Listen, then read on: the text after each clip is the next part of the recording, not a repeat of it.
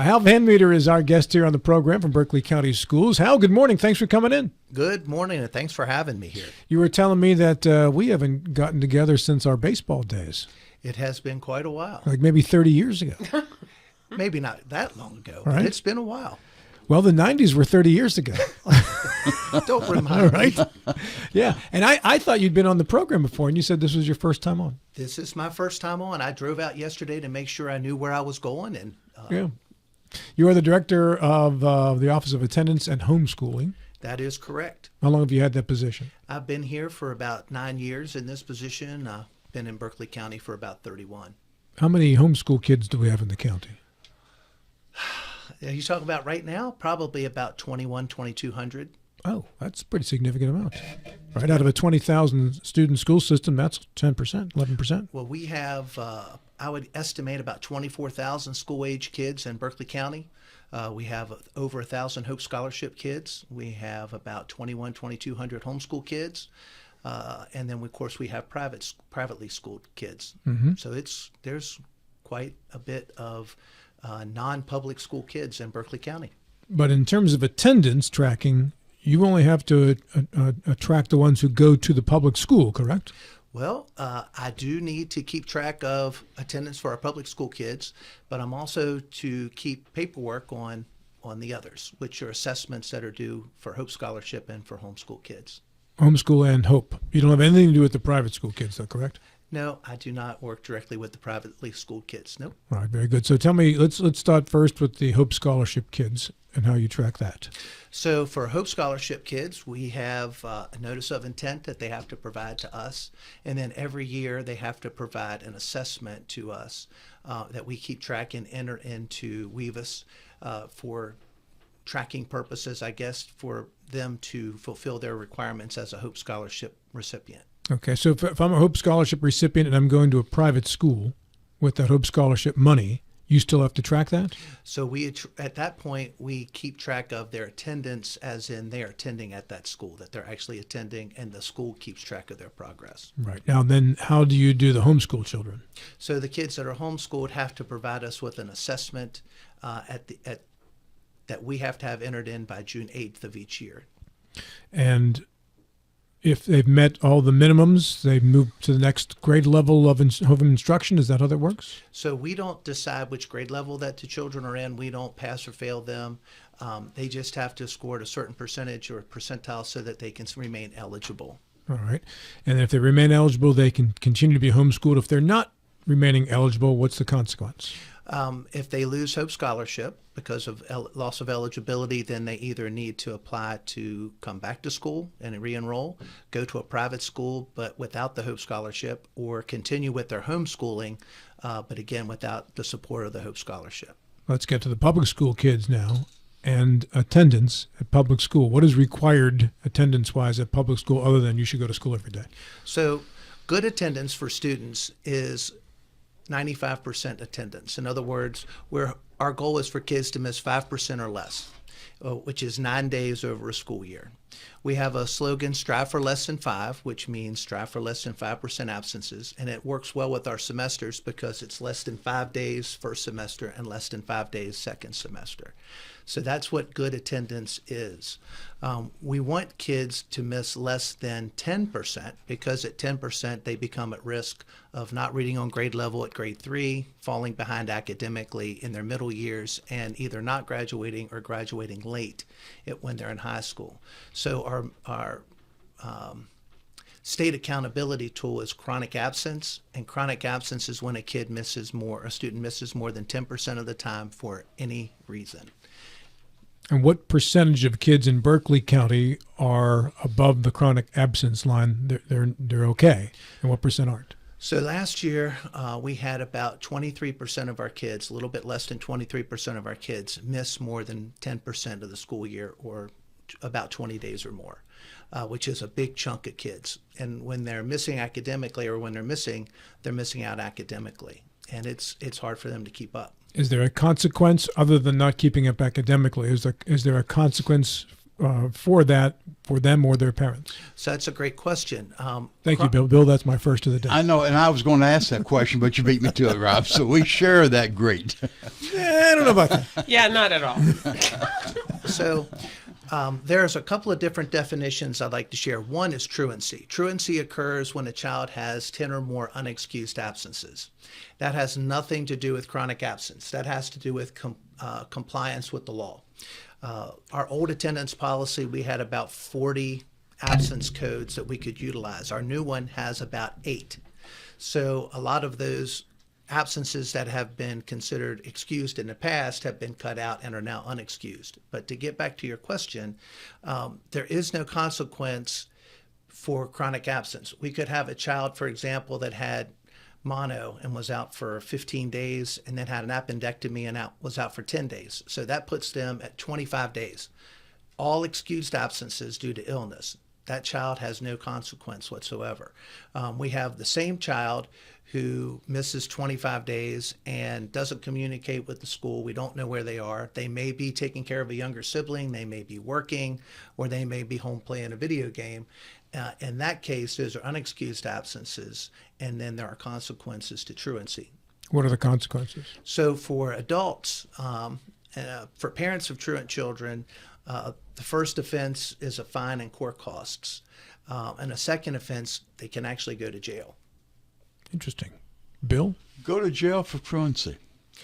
Yeah, for permitting truancy, absolutely. Oh, now the adult going to jail. Yes, Okay, absolutely. not the child itself going. No. Okay, I misunderstood that. So that's a great point. If we take an adult to court, we take them to magistrate court under a criminal complaint, and we say that they are permitting truancy for their children.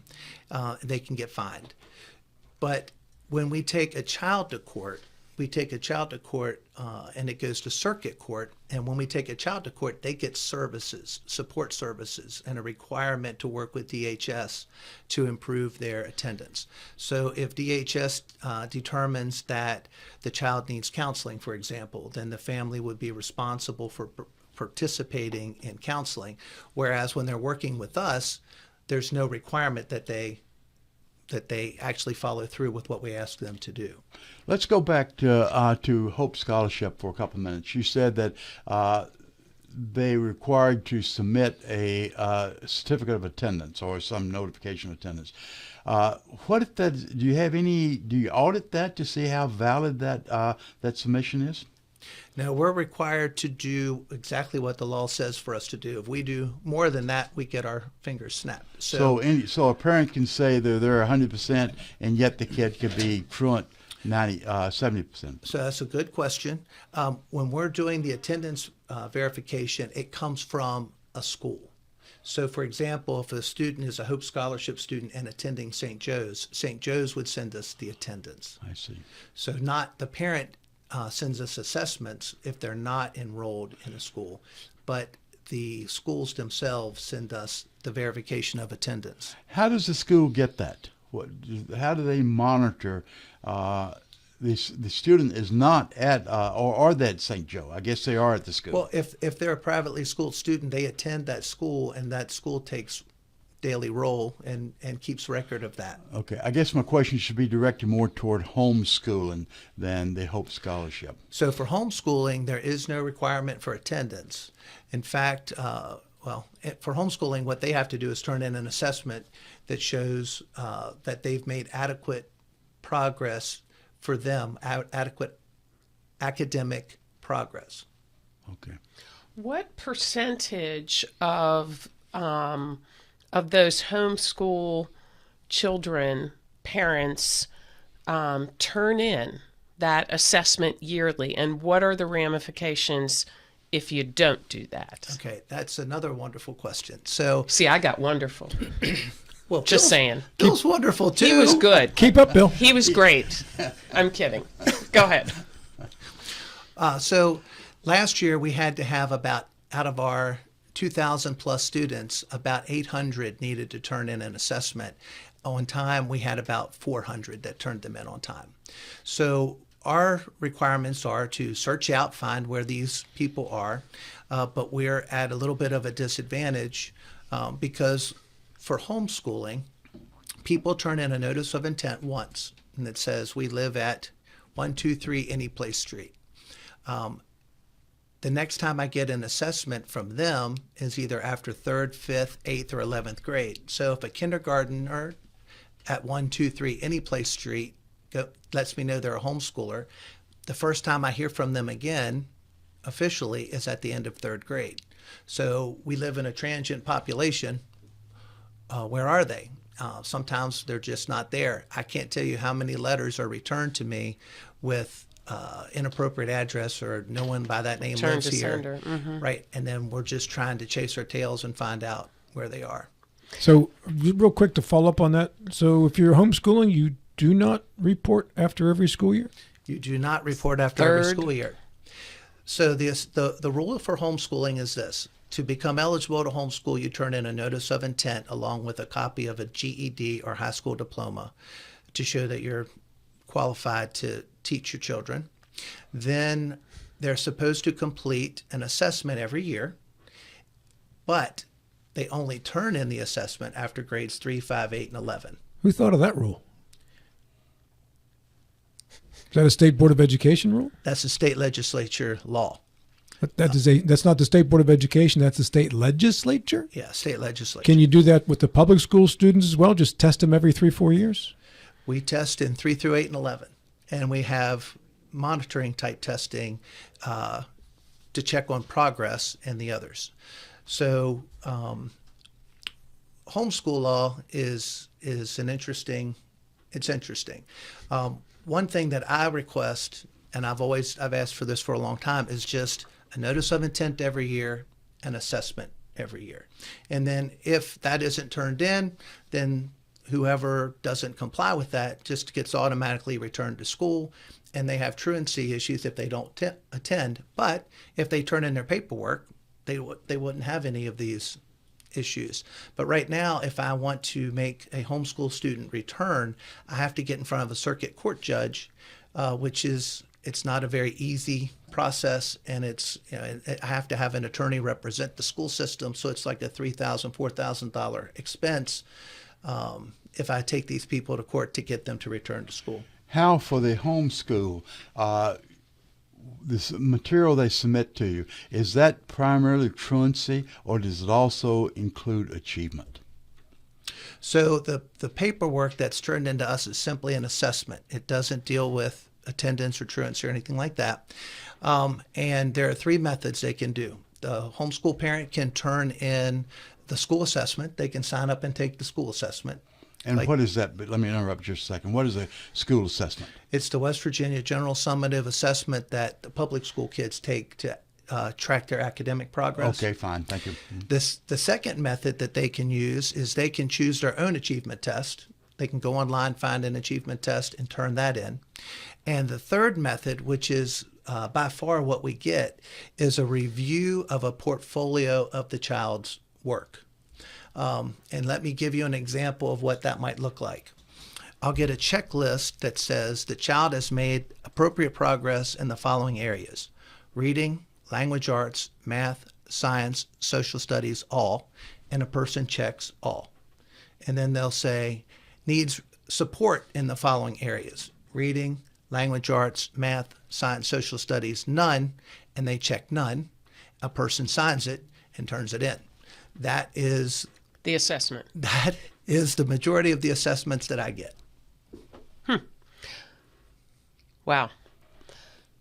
Talk a little bit about that other number that you mentioned, how the 23% of students who are truant, or that number stuck with me, but I might have the wrong.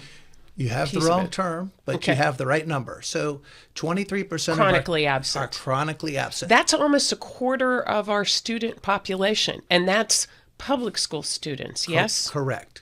We do not track private school or homeschool or Hope Scholarship. We don't track those. And it was higher than that for a couple of years, yes? It was. It has lowered every year since our COVID. But the big deal with chronic absence is, think of it like this. if a kid misses 2 days a month, and we have 10 months of school, they're going to be chronically absent. And if they miss 2 days a month, every month they're enrolled, by the end of 8th grade, they've missed an entire 180 days of school, an entire year.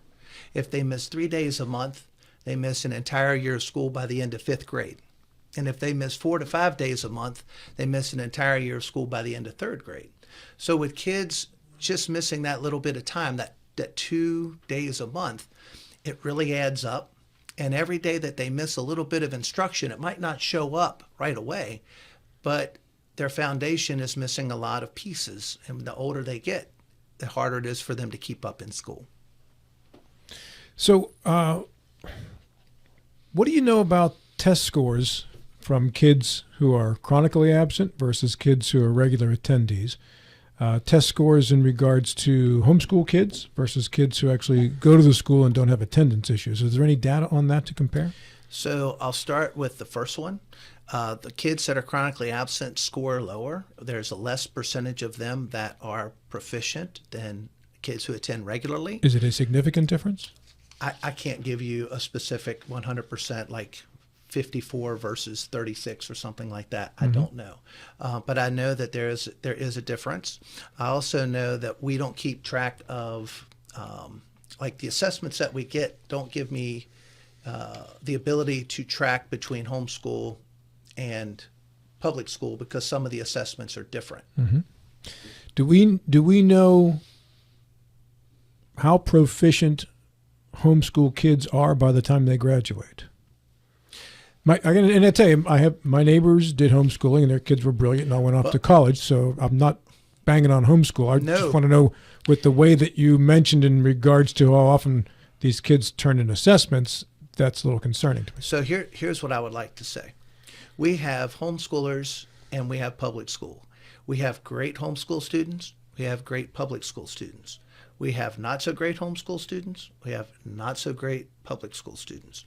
I don't want to disparage my homeschoolers. I love my homeschoolers. Mm-hmm. I've been working with them for a long time. But we have people that go to homeschool to avoid prosecution for truancy. We have people that go to homeschool to hide from CPS. We have people that go to homeschool for reasons other than education. And I don't know sometimes like what they do. But again, they have the right to do that. I support them doing that. And we have good homeschoolers and we have some not so good homeschoolers. There was obviously a very well publicized case a couple of years ago about a homeschool student who was obviously terribly abused. A couple, in fact. Is there a mechanism for home welfare checks that goes along with being homeschooled? So in the past, I can say, as being the person responsible for keeping homeschool records, it's been a small part of what my responsibilities have been. It has grown to be a very large part of my responsibilities at this time. In previous summers, Berkeley County Schools has utilized me as a summer school principal. So literally 3 days after my staff left, I became summer school principal, and 3 days after summer school was over, my staff came back. So very little time for me to be able to follow up and check up on that type of stuff. Because of the increased responsibilities and numbers of people, I'm going to be doing other things this summer besides being summer school principal. I won't be summer school principal anymore. That will give me more time to be checking on all these folks and where they are. It's challenging when we have thousands and we make contact with them every 2 to 3 years, and some of them are really good at letting me know, some of them aren't. But again, we know that there's a bigger need for that checking up, and I think that's what's led to me being relieved of being that summer school principal to give me more time on that. Hal, you laid out a myriad of issues, and to be honest, I'm totally overwhelmed trying to get my arms around what you said. Of the challenges you see on a regular basis, is there one or two that's emerging as more detrimental to the welfare of the child than others? That's a great question. I also work with our foster youth and work with our homeless youth. And I think the thing that's the most heartbreaking to me is when a parent calls me at about 2 o'clock in the afternoon and says, I'm being evicted today. I got no place to go. And we have shelter issues. They're full. If you're a man with a child, they're really, besides the Haven House, there's not really any place for you to go. There's only 6 apartments there. So probably the safety-wise, my number one concern is for my homeless kids. But attendance-wise, my number one concern is that we have certain subgroups that are more chronically absent than others, and then they fall behind. So like my homeless kids, we have about 800 kids that are defined as homeless, which means they lack a fixed, regular, and adequate nighttime residence. That doesn't mean that they're actually on the street. But we do have some that are living in cars and stuff like that, and we try to get them the support that they need. But my subgroups, my special ed subgroup, my low SES subgroup, they attend at a much lower rate than the average kids. And they're the ones who need to be at school the most. That's where they get free food. That's where they're warm and safe. Sometimes the environment outside of school is not the greatest. So when they're not there, and we saw that a lot with COVID and all the stuff that the schools provide for our community. So my biggest concern is either housing our homeless kids or getting our kids with the most need to school. It's interesting. We've had a lot of discussion about education, a lot of discussion about homelessness around this table. This is the first time I've seen the two couple, though. The impact upon a kid because they're homeless as far as education. Al, I've got about 1 minute left. Yeah. Any points you needed to make? This would be a great time to make them. Additional ones. Well, we have a couple of changes to the attendance code that I wanted to talk about really quickly. One is leave of educational value. We used to have that. We don't have that anymore. So when families are planning vacations and stuff, those are not considered excused absences. And what I would like to say is if you miss 5 days for a vacation, it's not a big deal if you come to school regularly the rest of the year. If you miss because you're ill, it's not a big deal. Just get your kid healed up, get them back to school. Please don't send them sick. It only makes more kids sick. So I want to kind of destigmatize some of my unexcused absences. Sometimes, like kids do 4-H projects and they're traveling. They're traveling for travel volleyball or travel sports. Those are unexcused absences. I'm not saying you shouldn't do it, but I'm saying that you should definitely focus on being at school the rest of the time so that you don't fall behind. Hal, thanks for coming in. Great to see you again. Hope I get to come back sooner than 30 years. I think I can guarantee that. I would be 92 the next time Hal came in at that pace. Yeah. I don't want to bank on that. Hal Van Meter, our guest here on the program, appreciate his cooperation on the show today. Thank you, Hal.